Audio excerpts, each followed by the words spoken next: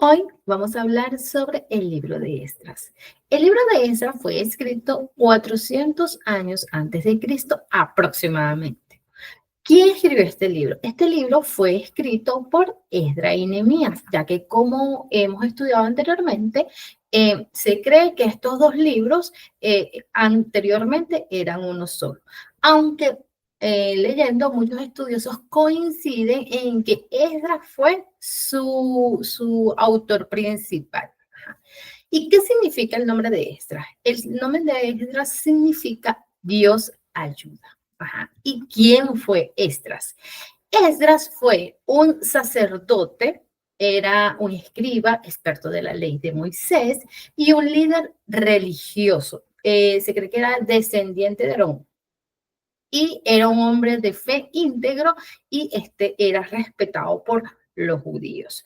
También se dice que él fue una figura muy importante, ya que ayudó al regreso del pueblo judío desde el exilio a Babilonia, perdón, desde el exilio de Babilonia a Jerusalén y ayudó a restaurar la vida espiritual del pueblo.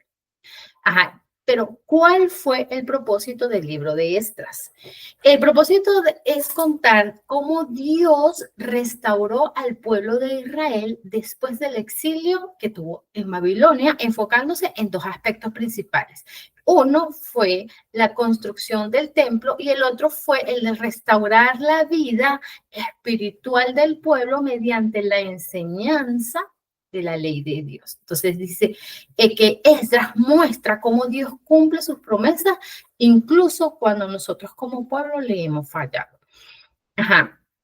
Pero en términos generales, desde el capítulo 1 al 6, podemos ver cómo se relata ese regreso del primer grupo de los judíos desde Babilonia a Jerusalén, y en este caso estaban liderados por Zorobabel.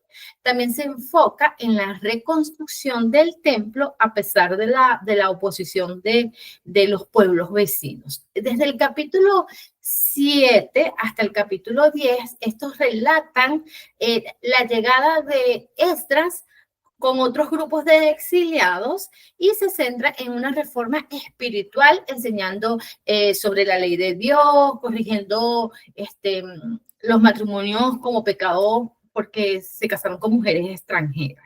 Ajá, según la asignación, tenemos que enfocarnos en los capítulos 9 y 10. Esto habla sobre la reforma de Esdras. ¿Cuál fuera el problema?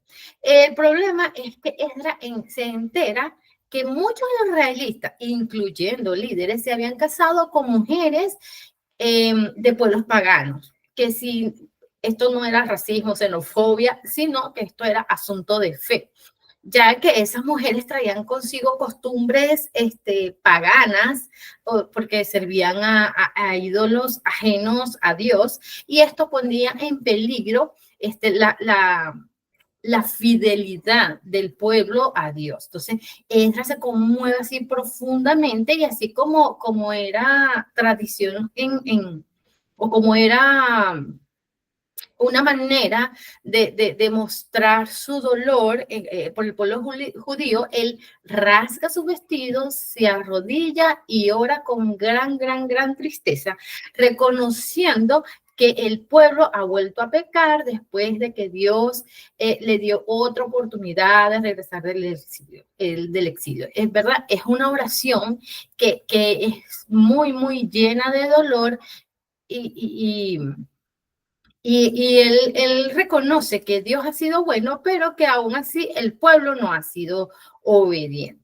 Entonces, y en el capítulo 10, después de esa oración de Esdras, el pueblo responde con mucho arrepentimiento, reconociendo que han hecho mal en casarse con estas mujeres extranjeras que no compartían su fe.